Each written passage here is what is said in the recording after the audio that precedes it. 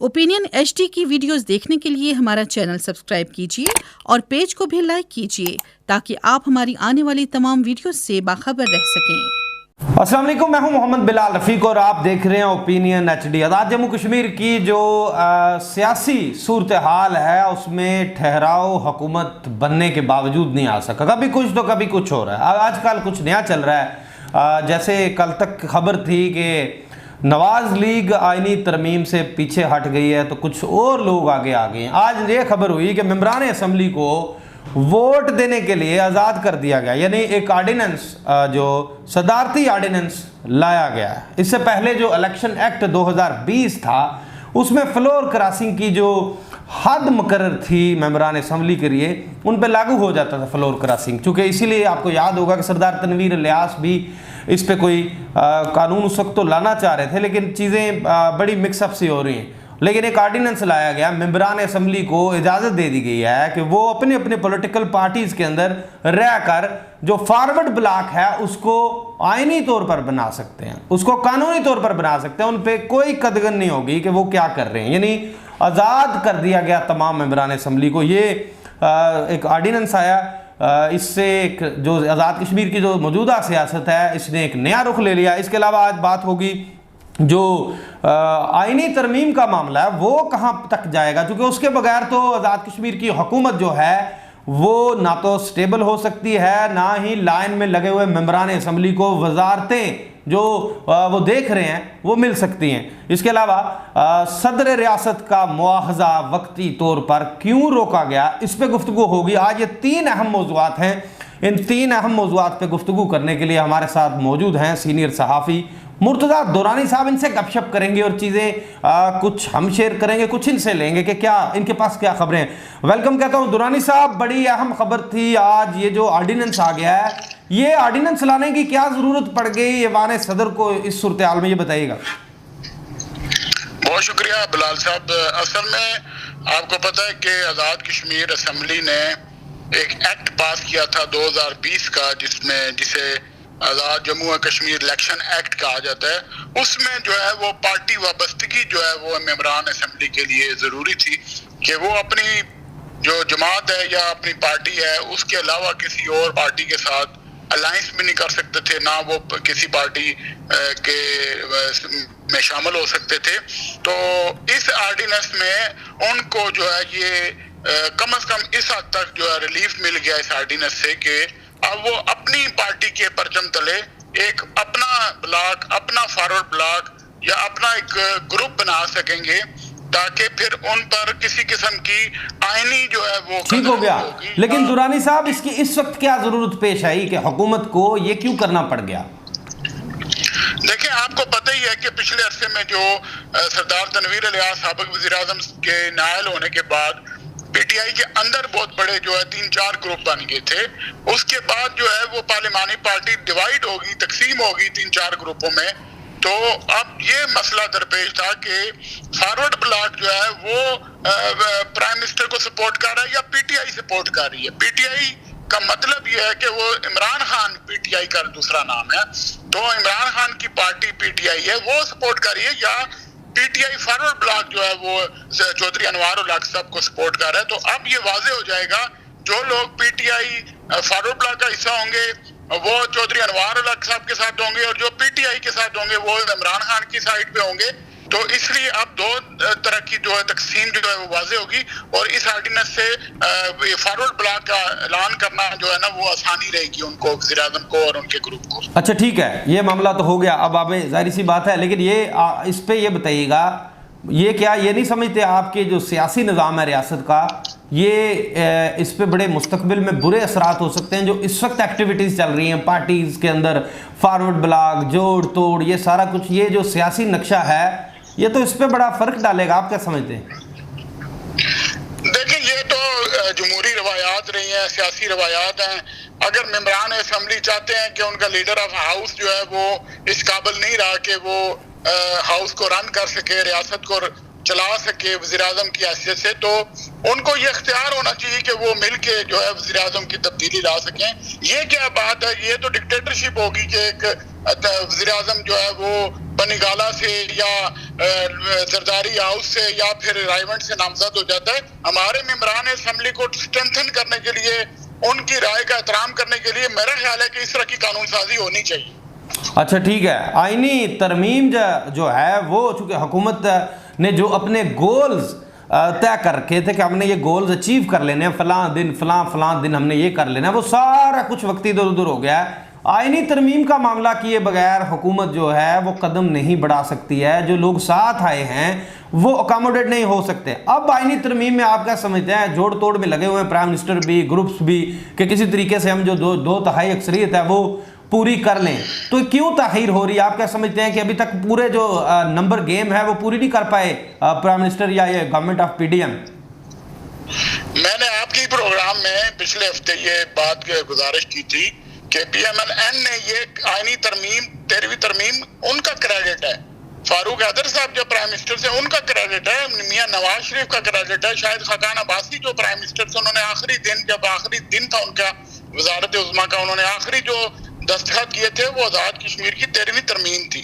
तो कैसे हो सकता था कि पीएमएलएन जो है वो अपना ही क्रेडिट जो है उसको डिसक्रेडिट में बदल दे और उसके हक में वोट देने के बजाय पीटीआई के लिए वो रास्ता हमवार करे और पीटीआई के लोग जो है उनकी तरमीम की हुई जो है वो उसकी वजह से मुस्तफीद हो और वो फ्लैग होल्डर वजीर बन जाए। तो मैं आपको पहले ही कहता रहा कि मुस्लिम लीग नवाज की लीडरशिप, मुस्लिम लीग की पार्लिमानी पार्टी किसी सूरत नहीं चाहेगी कि आजाद कश्मीर में ये तरमीम हो 15वीं और उसके तहत जो है वज़रा की तादाद 16 से बढ़ के 26 हो जाए। और वो जो 10 जो वजीर बनने थे वो तो पीटीआई फॉरवर्ड ब्लॉक के बनने थे। पीटीआई के फॉरवर्ड ब्लॉक के लिए पीएमएलएन अपना क्यों कंधा इस्तेमाल करने देगी? ये तो मैंने लॉजिकल एक बात की थी, लेकिन आपके कई दोस्त जो है वो शायद इस बात को मानने के लिए तैयार नहीं थे। लेकिन अभी भी मैं आपको ये बताऊं कि अंदरूने खाना ये कोशिश जारी है कि पीएमएलएन के बगैर जो है, उनकी हमायत के बगैर जो है हुकूमत 15वीं तरमीम पास करने में कामयाब हो जाए या 15वीं तरमीम जो है वो उसके लिए वो अपनी दो तिहाई अक्सरियत साबित कर ले। ये आने वाले दिनों में आपको पता चल जाएगा। लेकिन अभी जो आईनी तरमीम जो थी काबीना ने उसकी मंजूरी दी, लेकिन असेंबली में इसलिए नहीं पास हो सकी कि पीएमएलएन की लीडरशिप मियां नवाज शरीफ ने वाज़ेह तौर पे पैगाम दिया कि जी हम इस नहीं, तो अगर तरमीम में पीएमएलएन साथ नहीं देगी अपनी इस पीडीएम की हुकूमत का, तो क्या आगे वजारतों का जो कोटा तय हुआ था उसमें वो हिस्सेदारी रहेगी? अब सीनियर मिनिस्टर भी तो पीएमएलएन से है, क्या वो सिस्टम में उसी तरह रहेगी पीएमएलएन? कैसे ये चीजें सेट होंगी?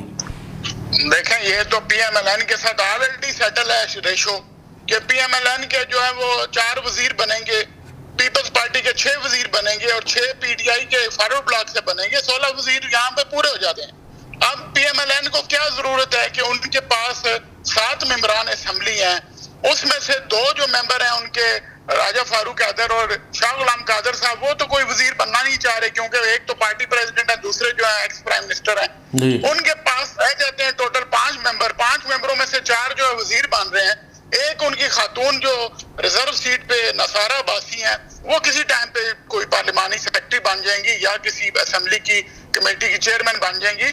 तो उनको कोई जरूरत नहीं है कि वो जो है ना बार्गेनिंग करें, उनका कोटा पूरा है।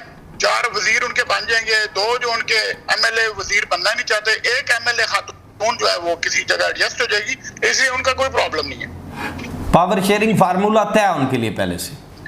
जी बिल्कुल। अच्छा, मेरे पास ये इत्तला आई है कि सदर रियासत का जो मुआवजा था, जो चूंकि प्राइम मिनिस्टर जो ही तनवीर इलियास चले गए तो उसके बाद जो चीज़ें तय हो रही थी, तो सबसे पहली बात जो तय हुई थी वो प्रेसिडेंट का मुआवजा था। अब मेरे पास इत्तला आई है कि वक्ती तौर पे इस मुआवजे की जो मूवमेंट को रोक दिया गया, क्योंकि अभी हुकूमत खुद भी इश्यूज़ में ही है, चीज़ों को सेटल करना चाह रही है, तो वो उसमें मसरूफ़ रहेगी। स्पीकर का इंतखाब है, वजारतें हैं, तरमीम है, बाकी चीज़ें हैं, ब्यूरोक्रेसी को सेटल करना है, तबादले हैं, बाकी काम है रियासत के, मालियाती मामलात आपके सामने हैं, उनको ठीक करना है, बहुत सारे इश्यूज़ हैं, बहुत लंबी फहरिस्त है। तो ये सदर रियासत का जो मुआवजा है, मेरी इत्तला है कि इसको वक्ती तौर पे इस पे काम रोक दिया गया। आपके पास क्या इंफॉर्मेशन है इस पे? सदर रियासत जो है वो बैरिस्टर सुल्तान महमूद के बारे में मैं पहले दिन से लोगों को ये बता रहा था कि सदर रियासत की सेहत अब इजाजत नहीं देती और उनकी सेहत काफ़ी ख़राब है। अल्लाह ताला उनको सेहतयाब करे, उनको लंबी ज़िंदगी दे। असल में अब एक तो सदर रियासत को इस जो पैराना साली में या इस की सेहत की खराबी के दौरान उनका मुआवजा करना ये भी कोई मुनासिब बात नहीं थी। दूसरी बात यह थी कि सदर रियासत का जो ग्रुप है, पार्लिमानी ग्रुप 4 से 5 लोग हैं, वो अब हुकूमत का मुकम्मल साथ देने के लिए तैयार हैं और उन्होंने अब आईनी तरमीम में भी हुकूमत के साथ हैं। और बहुत सारे जो हुकूमत को 2/3 अक्सरियत चाहिए, उसमें उनके मेंबरान का भी बड़ा किरदार होगा सदर रियासत के जो ग्रुप के हैं और जो उनके घर के 2 मेंबर हैं। तो मेरा ख्याल है कि ये एक वक्ती तौर पर ये सेटलमेंट हो गई है कि सदर रियासत जो है वो एज ए प्रेसिडेंट कंटिन्यू करेंगे और बैरिस्टर सुल्तान महमूद और उनका ग्रुप जो है गैर मशरूत तौर पर हुकूमत की हमायत जारी रखेगा। और इस वजह से जो है वो उनके मुआवजे को वक्ती तौर पर रोक दिया गया। तो आप क्या समझते हैं ये वक्ती तौर पे ये फाइनल हो गई चीज़ें, कई तय हो गई होंगी ना? मेरे बुझ तक भी इन्फॉर्मेशन थी, कुछ लोग इस काम में भी मसरूफ़ थे, मुलाकातें भी कर रहे थे, पीछे से बैठ के चीज़ें प्लान कर रहे थे कि ये डिले हो जाए किसी न किसी तरीके से। नहीं, मैंने तो आपको पहले ही कहा था कि सदर रियासत का मुआवजा, आईनी तरमीम, ये 2 जो नॉन इशू हैं, ये इशूज बन जाएंगे और फिर हुकूमत इनको टैकल नहीं कर सकेगी, पॉलिटिकली इसको मैनेज नहीं कर सकेगी। क्योंकि आईनी तरमीम भी मेरा नहीं ख्याल है कि इस वक्त इसको जरूरत थी इस इशू को छेड़ने की। अभी आप देखें मेंबरान असेंबली की जो अक्सरियत जो है वो हुकूमत के साथ है। अपोजिशन में तो पीटीआई के साथ तो 8 से 10 लोग हैं टोटल बैठे हुए, जो ख्वाजा फारूक साहब ने इजलास बुलाया था।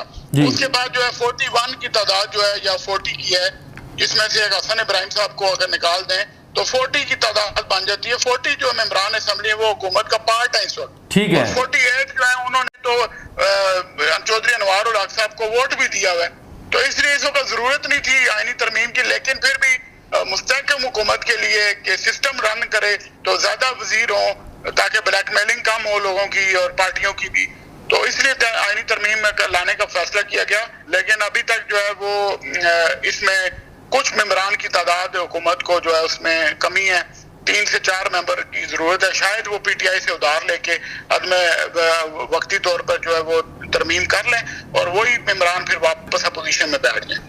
बहुत बहुत शुक्रिया मुर्तज़ा दुरानी साहब जी। ये थे सीनियर सहाफ़ी मुर्तज़ा दुरानी साहब। इनकी गुफ्तगू आपने सुनी। 3 से 4 मेंबरान असम्बली की आज़ाद कश्मीर की हुकूमत को आइनी तरमीम के लिए कमी है। सदारती मुआवजा वक्ती तौर पर रोक दिया गया है, लेकिन आज़ाद कश्मीर की सियासत में सुकून नहीं है फ़िलहाल। कुछ दिन मज़ीद लगेंगे चीज़ें नॉर्मल होने तक, काबीना बनने तक, लेकिन तब तक ये कुछ चलता रहेगा।